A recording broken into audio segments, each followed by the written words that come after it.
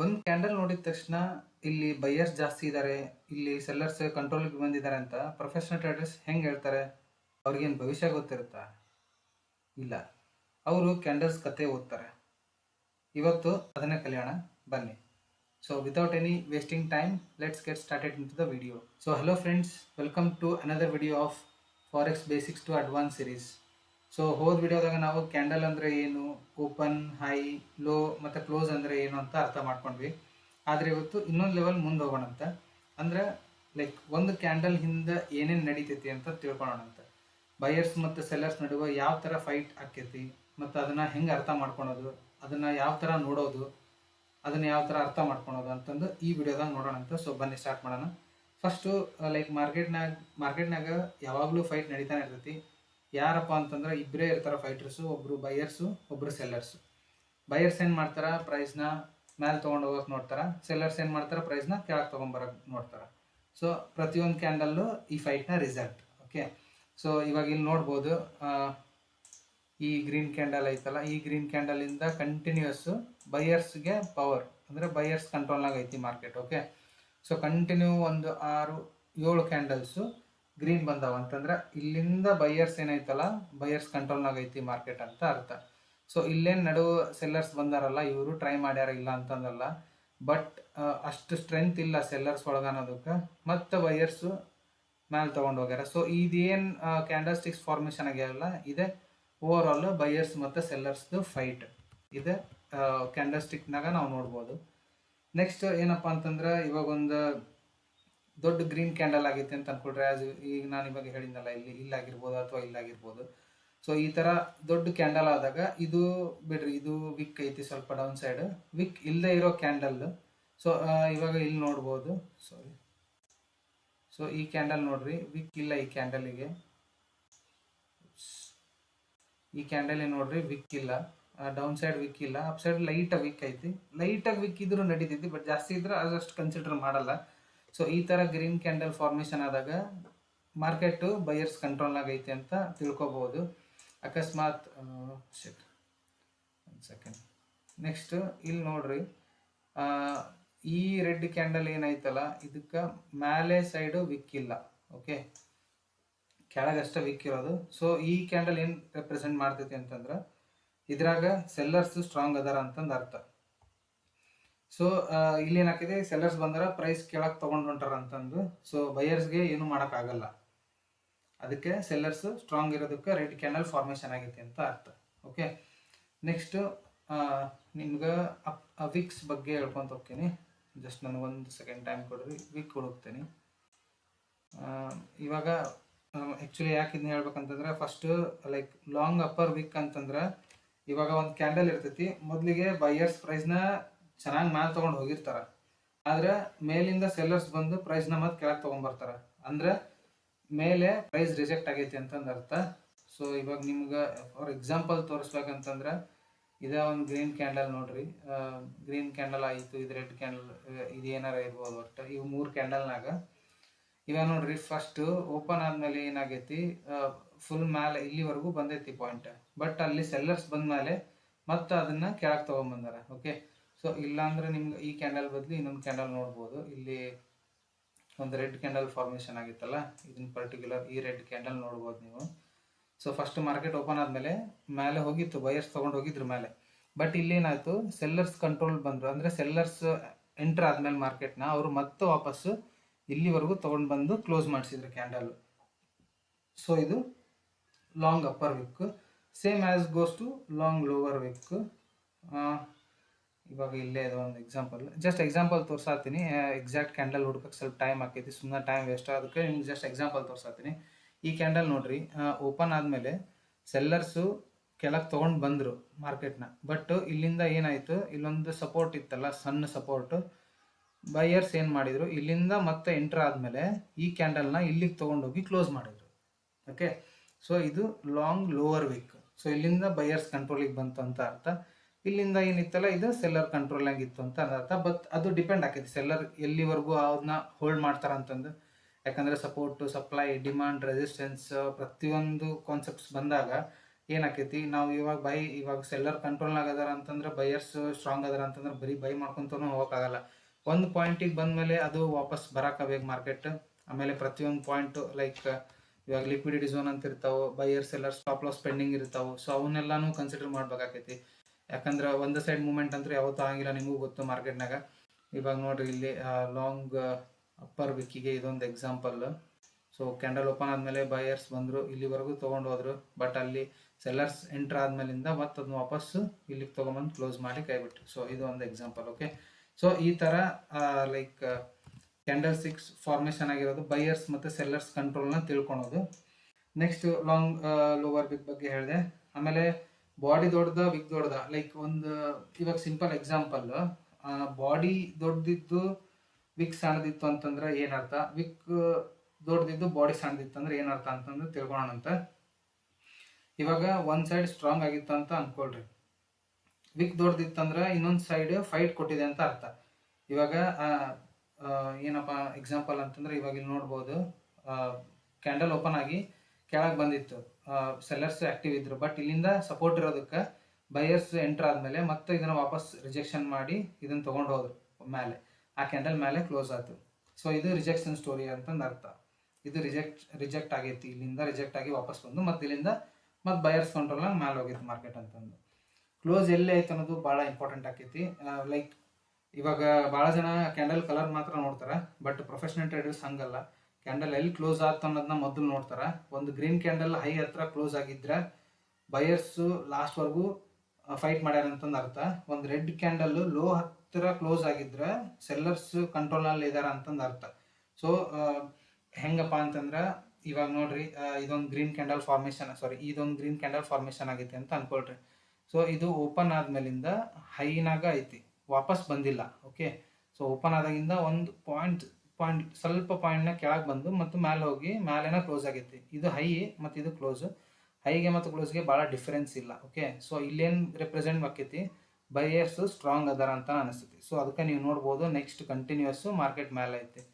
Next team ಅದ ಇಲ್ಲಿ ಬಂದ್ರಿ ಅಂತಂದ್ರೆ ಈ ರೆಡ್ ಕ್ಯಾಂಡಲ್ ಏನಾಗೈತಿ, ಮೇಲೆ ಮತ್ತು ಕೆಳಗೆ ವಿಕ್ ಭಾಳ ಸಣ್ಣ ಅದಾವ, negligible wick.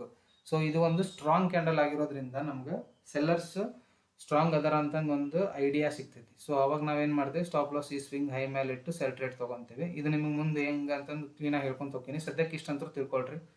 Candle stick strong ಇತ್ತು ಅಂತಂದ್ರೆ ಬೈಯರ್ಸ್ ಆಕ್ಟಿವ್ ಅದರ ಅಂತಂದು ಅರ್ಥ. ಲೈಕ್ ಗ್ರೀನ್ ಕ್ಯಾಂಡಲ್ ಸ್ಟ್ರಾಂಗ್ ಇತ್ತು ಅಂತಂದ್ರೆ, ರೆಡ್ ಕ್ಯಾಂಡಲ್ ಸ್ಟ್ರಾಂಗ್ ಇತ್ತಂದ್ರೆ ಸೆಲ್ಲರ್ಸ್ ಆಕ್ಟಿವ್ ಅದರ ಅಂತ ಅರ್ಥ, ಸೆಲ್ ಸೈಡ್ ಹೋಗ್ಬೋದು ಮಾರ್ಕೆಟ್ ಅಂತಂದು ಅರ್ಥ. ಸೊ ನೀವು ಇಲ್ಲಿ ಕೇಳ್ಬೋದು, ಇಲ್ಲಿ ಇಷ್ಟು ದೊಡ್ಡ ಗ್ರೀನ್ ಕ್ಯಾಂಡಲ್ ಆದರೂ ಮತ್ತು ಕೆಳಗೆ ಬಂದಿತ್ತಲ್ಲ ಅಂತಂದು. ಸೊ ಬರೀ ಕ್ಯಾಂಡಲ್ ಫಾರ್ಮೇಷನಿಂದ ಏನೂ ಆಗಲ್ಲ, ಇದ್ರಾಗ ಟೆಕ್ನಿಕಾಲಿಟೀಸ್ ಇರ್ತಾವೆ, ಫಂಡಮೆಂಟಲ್ಸ್ ಇರ್ತಾವೆ. ಸೊ ಅದೆಲ್ಲಾನು ಕನ್ಸಿಡರ್ ಮಾಡಿದ ಮೇಲೆ ಒಂದು ಮಾರ್ಕೆಟ್ ಮೂವ್ಮೆಂಟ್ ಆಗೋದು. ಸೊ ಪ್ರತಿಯೊಂದು strong green candle up side ಹೋಗ್ತೈತಿ ಅಂತಂದಲ್ಲ, ಪ್ರತಿಯೊಂದು red strong candle down side ಬರ್ತೈತಿ ಅಂತಂದಲ್ಲ. ಒಂದೊಂದು ಪರ್ಟಿಕ್ಯುಲರ್ ಪಾಯಿಂಟ್ಸ್ ಇರ್ತಾವೆ, ಪರ್ಟಿಕ್ಯುಲರ್ ರೀಸನ್ಸ್ ಇರ್ತಾವೆ. ಅದಕ್ಕೆ ಆದ ರೀಸನ್ಸ್ ಇರ್ತಾವೆ. ಅದು ನ್ಯೂಸ್ ಇರ್ಬೋದು, ಅಥವಾ ಒಂದು ಫಂಡಮೆಂಟಲ್ ಇರ್ಬೋದು, ಟೆಕ್ನಿಕಲ್ ಇರ್ಬೋದು, ಲಿಕ್ವಿಡಿಟಿ ಇರ್ಬೋದು, ಯಾವುದೋ ಒಂದು SMC ಕಾನ್ಸೆಪ್ಟ್ ವರ್ಕ್ ಆಗ್ತಿರ್ಬೋದು. ಸೊ ಇದೆಲ್ಲ ಕನ್ಸಿಡರ್ ಮಾಡಿದ ಮೇಲೆ ಮೂವ್ಮೆಂಟ್ ಆಗ್ತಿರ್ತಾವೆ. ಸೊ ಒಂದು ಗ್ರೀನ್ ಸ್ಟ್ರಾಂಗ್ ಕ್ಯಾಂಡಲ್ ಬಂದೈತೆ ಅಂದ್ರೆ ಬೈ ಮಾಡೋದು, ಒಂದು ಸ್ಟ್ರಾಂಗ್ ರೆಡ್ ಕ್ಯಾಂಡಲ್ ಬಂದಿದ್ರೆ ಸೆಲ್ ಮಾಡೋದು, ಇವೆಲ್ಲ ಮಾಡೋಕೆ ಹೋಗ್ಬೇಡ್ರಿ. ಪೂರಾ ಕ್ಯಾಂಡಲ್ ಸ್ಟಿಕ್ ಪ್ಯಾಟರ್ನ್ ಅರ್ಥ ಮಾಡ್ಕೊಂಡ್ಮೇಲೆ ಎಲ್ಲಿ ನಿಮಗೆ ಎಂಟ್ರಿ ವ್ಯಾಲಿಡ್ ಅನ್ನಿಸೋದು ಅವಾಗ ಅಲ್ಲಿ ಎಂಟ್ರಿ ಮಾಡಿರಿ. ಓಕೆ, ಆಮೇಲೆ ಇವಾಗ ನಿಮ್ಗೆ ಎಕ್ಸಾಂಪಲ್ ತೋರಿಸಿದೆ ಬಾಡಿ ಮತ್ತು ಲೈಕ್ ಬಾಡಿ ಹೆಂಗಿರ್ತೈತಿ, ಬಾಡಿ ವಿಕ್ ಎಷ್ಟು ದೊಡ್ಡದಿರಬೇಕು, ಬಾಡಿ ದೊಡ್ಡದಿದ್ರೆ ಏನೋ, ವಿಕ್ ದೊಡ್ಡದಿದ್ರೆ ಏನೋ ಅಂತಂದೆಲ್ಲ. ಆಮೇಲೆ ಬಿಗ್ನರ್ ಏನು ಮಾಡ್ತಾರೆ ಅಂತಂದರೆ, ಇವಾಗ ಎಕ್ಸಾಂಪಲ್ ಲಾಂಗ್ ವಿಕ್ ನೋಡಿದ ಮೇಲೆ ಅದರ್ ಸೈಡ್ ಟ್ರೇಡ್ ತೊಗೊತಿರ್ತಾರೆ. ಅದ್ರ ಹಿಂದಿನ ಕ್ಯಾಂಡಲ್ ಲೈಕ್ ಏನು ಹೇಳ್ತಾವನ್ನ ನೋಡೋಂಗಿಲ್ಲ, ಒಂದೇ ಕ್ಯಾಂಡಲ್ ನೋಡಿ ಡಿಸಿಷನ್ ತೊಗೊಂಡ್ಬರ್ತಾರೆ. ಟ್ರೆಂಡ್ ಏನು, ಲೊಕೇಶನ್ ಯಾವುದು, ಅದನ್ನೆಲ್ಲ ನೋಡ್ಬೇಕಾಕೈತಿ.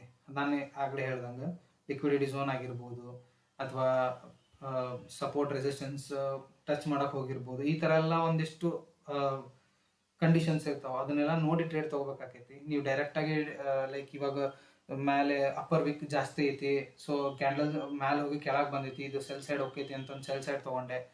ಅಥವಾ ಲೋವರ್ ವಿಕ್ ಜಾಸ್ತಿ ಇತ್ತು, ಇದು ಮೇಲೆ ಹೋಗ್ಬೋದು ಅಂತಂದು ಅಪ್ ಸೈಡ್ ಟ್ರೇಡ್ ತೊಗೊಂಡೆ. ಇವೆಲ್ಲ ಮಾಡಿದ್ರೆ ಲೈಕ್ ಎಕ್ಸಾಕ್ಟಾಗಿ 100% ಯಾವಾಗಲೂ ವರ್ಕ್ ಆಗಂಗಿಲ್ಲ. ನಾನು ನಿಮ್ಗೆ ಆವಾಗಲೇ ಹೇಳ್ದಂಗೆ ಲಿಕ್ವಿಡಿಟಿ ಅಂತ ಕಾನ್ಸೆಪ್ಟ್ಸ್ ಅದಾವೆ, ಆಮೇಲೆ SMC ಕಾನ್ಸೆಪ್ಟ್ಸ್ ಅದಾವೆ, ಇದೆಲ್ಲಾನು ಕನ್ಸಿಡರ್ ಆಕೈತಿ. ನಿಮ್ಗೆ ಇಲ್ಲಿ ಎಕ್ಸಾಂಪಲ್ ನೋಡ್ಬೋದು, ಇದು ನೋಡ್ರಿ, ಇದು ಇಷ್ಟು ದೊಡ್ಡ ಗ್ರೀನ್ ಕ್ಯಾಂಡಲ್ ಆಗೈತೆ, ಹೌದಾ? ಗ್ರೀನ್ ಕ್ಯಾಂಡಲ್ ಆಗಿ ಇದನ್ನ ಇಲ್ಲಿಂದ ಪುಷ್ ಮಾಡ್ಯಾರ ಸೆಲ್ಲರ್ಸ್. ಓಕೆ, ಇವಾಗ ಈಗ ನಾನು ಹೇಳಿದ ಪ್ರಕಾರ ನೀವೇನು ಥಿಂಕ್ ಮಾಡ್ಬೋದು, ಓಕೆ ಇಲ್ಲಿ ಇಷ್ಟು ಬಂದೈತಲ್ಲ, ಮೂವ್ಮೆಂಟ್ ಆಗೈತಲ್ಲ, ಇಷ್ಟು ಕೆಳಗೆ ಬಂದೈತಲ್ಲ, ಸೊ ಇಲ್ಲಿಂದ ನೆಕ್ಸ್ಟ್ ಇಲ್ಲೇ ಕೆಳಗೆ ಹೋಗಿತ್ತಿದ್ದು ಅಂತಂದು ಏನು ಮಾಡ್ತಾರೆ, ಸೆಲ್ ಸೈಡ್ ಎಂಟ್ರಿ ಹಾಕ್ಬಿಡ್ತಾರೆ.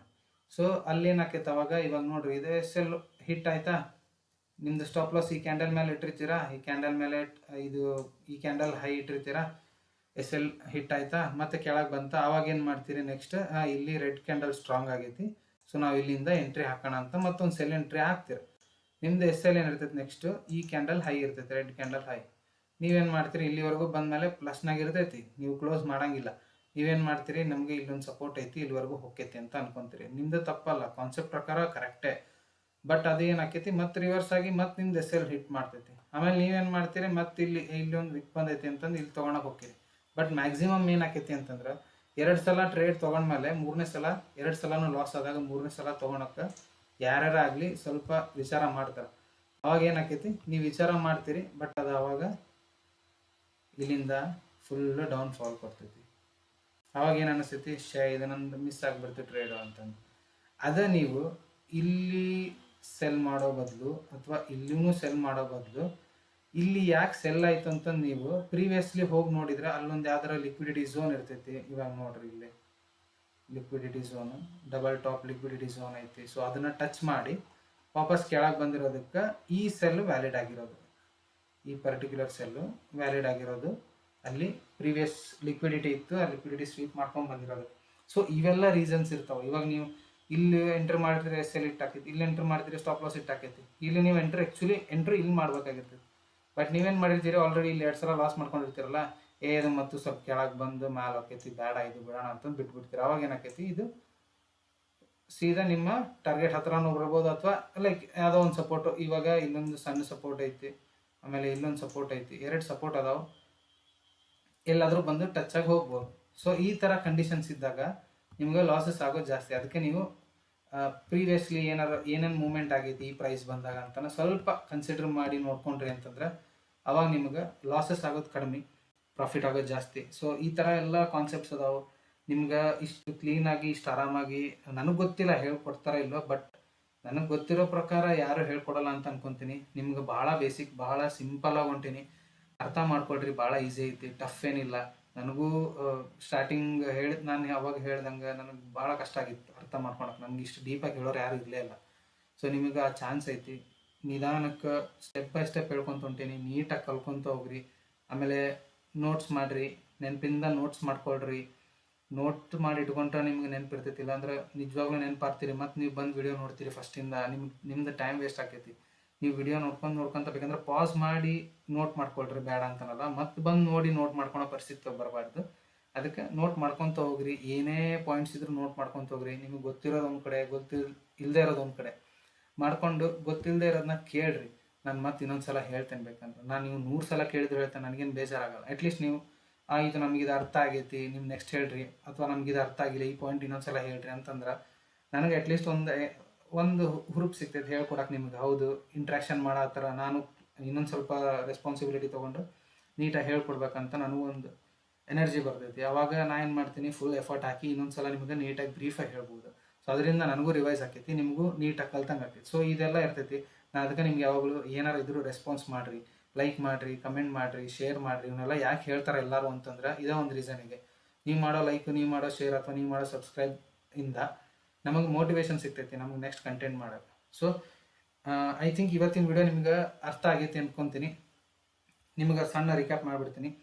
ಮಾರ್ಕೆಟ್ನಾಗ ನಾವು ಇವತ್ತಿನ ವಿಡಿಯೋದಾಗ ಕಲ್ತಿದ್ದೀನಪ್ಪ ಅಂತಂದ್ರೆ, ಮಾರ್ಕೆಟ್ನಾಗ ಬೈಯರ್ಸ್ ಯಾವಾಗ ಸ್ಟ್ರಾಂಗ್ ಇರ್ತಾರೆ, ಸೆಲ್ಲರ್ಸ್ ಯಾವಾಗ ಸ್ಟ್ರಾಂಗ್ ಇರ್ತಾರೆ. ಆಮೇಲೆ ಬೈಯರ್ಸ್ ಸ್ಟ್ರಾಂಗ್ ಇದ್ದಾಗ ಕ್ಯಾಂಡಲ್ ಯಾವ ಥರ ಫಾರ್ಮೇಷನ್ ಆಕೈತಿ, ಸೆಲ್ಲರ್ ಸ್ಟ್ರಾಂಗ್ ಇದ್ದಾಗ ಕ್ಯಾಂಡಲ್ ಯಾವ ಥರ ಫಾರ್ಮೇಷನ್ ಆಕೈತಿ. ಆಮೇಲೆ long upper Vikku, long lower Vikku, ಆಮೇಲೆ ಕ್ಯಾಂಡಲ್ ಸೈಕಾಲಜಿ. ಓಕೆ, ಸೊ ಇದಿಷ್ಟು ನಾವು ಇವತ್ತು ಅರ್ಥ ಮಾಡ್ಕೊಂಡಿದ್ದು. ಸೊ ನಿಮ್ಗೆ ನೆಕ್ಸ್ಟ್ ವಿಡಿಯೋದಾಗ ಏನೈತಲ್ಲ, ಕ್ಯಾಂಡಲ್ ಸ್ಟಿಕ್ಸ್ ಪ್ಯಾಟರ್ನ್ಸ್ ಬಗ್ಗೆ ಹೇಳ್ಕೊಂತ ಹೋಗ್ತೀನಿ. ಸೊ ನಿಮ್ಗೆ ಇಲ್ಲಿವರೆಗೂ ಏನಾದರೂ ಅರ್ಥ ಆಗಿಲ್ಲ ಅಂತಂದ್ರೆ ದಯವಿಟ್ಟು ಕಮೆಂಟ್ ಮಾಡಿರಿ. ಈಗ ಹೇಳತ್ತೀನಿ, ಕ್ಲಿಯರ್ ಮಾಡ್ಕೊಂಡು ನೆಕ್ಸ್ಟ್ ಹೋಗ್ರಿ. ಅಲ್ಲಿವರೆಗೂ ಹೋಗ್ಬಾರ್ದು, ಇಲ್ಲಾಂದರೆ ಕನ್ಫ್ಯೂಷನ್ ಭಾಳ ಆಗ್ತಾವೆ ಮುಂದೆ. ನಿಮ್ಗೆ ಯಾವ ಪಾಯಿಂಟ್ ಕ್ಲಿಯರ್ ಆಗಿಲ್ಲ, ಯಾವ ಪಾಯಿಂಟ್ ನಿಮಗೆ ಬೇಕಾಗಿದೆ, ಇನ್ನೂ ಸ್ವಲ್ಪ ಇನ್ಫಾರ್ಮೇಷನ್ ಬೇಕಾಗೈತಿ, ಅದನ್ನೆಲ್ಲ ಕಮೆಂಟ್ ಮಾಡಿರಿ. ಕಮೆಂಟ್ ಮಾಡಿದ್ರೆ ನಾನು ಆ ಪಾಯಿಂಟ್ಸ್ ಪರ್ಟಿಕ್ಯುಲರಾಗಿ ಒಂದು ಪಾಯಿಂಟ್ಸ್ ನೀವೇನೇನು ಪಾಯಿಂಟ್ಸ್ ಹೇಳ್ತೀರಿ ಅದ್ರ ಮೇಲೆ ಒಂದು ಸಪ್ರೇಟ್ ವಿಡಿಯೋ ಮಾಡಿ ಹಾಕ್ತೀನಿ. ಅವಾಗ ನಿಮ್ಗೆ ಅದು ಪಾಯಿಂಟ್ಸ್ ಕ್ಲಿಯರ್ ಆತಂದ್ರೆ ನೆಕ್ಸ್ಟ್ ಕಂಟಿನ್ಯೂ ಮಾಡೋಕೆ ನಿಮಗೂ ಈಸಿ ಆಕೈತಿ, ನನಗೂ ಈಸಿ ಆಕೈತಿ. ಸೊ ನೆಕ್ಸ್ಟ್ ವಿಡಿಯೋದಾಗ ನಿಮ್ಗೆ ಕ್ಯಾಂಡಲ್ಸ್ಟಿಕ್ ಪ್ಯಾಟರ್ನ್ಸ್ ಬಗ್ಗೆ ಹೇಳ್ಕೊಡ್ತೀನಿ. ಲೈಕ್ ಎಕ್ಸಾಂಪಲ್ ಡೋಜಿ, ಹ್ಯಾಮರ್ ಮತ್ತು ಶೂಟಿಂಗ್ ಸ್ಟಾರ್. ಆಮೇಲೆ ಇವೆಲ್ಲ ನಿಜವಾಗ್ಲೂ ಕೆಲಸ ಮಾಡ್ತಾವ, ಯಾವಾಗ ಕೆಲಸ ಮಾಡ್ತಾವೆ ಮಾಡಿದ್ರು, ಅಥವಾ ಫೇಲ್ ಆದರೆ ಯಾವಾಗ ಫೇಲ್ ಆಗ್ತಾವೆ ಅದನ್ನು ಲೈವ್ ಚಾಟ್ನಾಗ ತೋರಿಸ್ತೀನಿ. ಸೊ ಮುಂದಿನ ವಿಡಿಯೋದಾಗ ನಿಮ್ಗೆ ಇದಿಷ್ಟು ಕಂಟೆಂಟ್ ಎಲ್ಲ ಕವರ್ ಮಾಡೋಣ ಅಂತ. ಐ ಥಿಂಕ್ ಇವತ್ತಿನ ವಿಡಿಯೋ ಒಳಗಿರೋ ಕಂಟೆಂಟ್ ನಿಮಗೆ ಇಷ್ಟ ಆಗೈತೆ ಅಂತ ಅನ್ಕೊತೀನಿ. ಇಷ್ಟ ಆಗಿದ್ರೆ ಈ ವಿಡಿಯೋ ಲೈಕ್ ಮಾಡಿರಿ. ಯಾರು ಟ್ರೇಡಿಂಗ್ ಕಲಿಬೇಕು ಅಂತ ಆಸೆ ಇತ್ತಂದ್ರೆ ನಿಮ್ಮ ಗ್ರೂಪ್ನಾಗ ಅವರಿಗೆ ಈ ವಿಡಿಯೋ ಶೇರ್ ಮಾಡಿರಿ. ಲೈಕ್ ಈ ಪ್ಲೇಲಿಸ್ಟ್ನ ಶೇರ್ ಮಾಡಿರಿ, ಅಂದ್ರೆ ಅವ್ರಿಗೆ ಈಸಿ ಆಕೈತೆ ಫಸ್ಟಿಂದ ನೋಡೋಕೆ ಅವ್ರಿಗೂ. ಆಮೇಲೆ ಸಬ್ಸ್ಕ್ರೈಬ್ ಮಾಡಿಲ್ಲ ಅಂತಂದ್ರೆ ಸಬ್ಸ್ಕ್ರೈಬ್ ಮಾಡಿರಿ. ಬೆಲ್ ಐಕಾನ್ ಒಳಗೆ ಆಲ್ ಸೆಲೆಕ್ಟ್ ಮಾಡಿರಿ, ಅಂದ್ರೆ ಪ್ರತಿಯೊಂದು ವಿಡಿಯೋ ಅಪ್ಡೇಟು ಬರ್ತೈತಿ. ಇಲ್ಲಾಂದ್ರೆ ಸೆಲೆಕ್ಟಿವ್ ಅಷ್ಟೇ ಬರ್ತಾವೆ. ಸೊ ನಿಮ್ಗೆ ಮತ್ತೆ ನಾಳೆ ವಿಡಿಯೋದಾಗ ಸಿಗ್ತೀನಿ. ಅಲ್ಲಿವರೆಗೂ ಟೇಕ್ ಕೇರ್, ಹ್ಯಾಪಿ ಲರ್ನಿಂಗ್.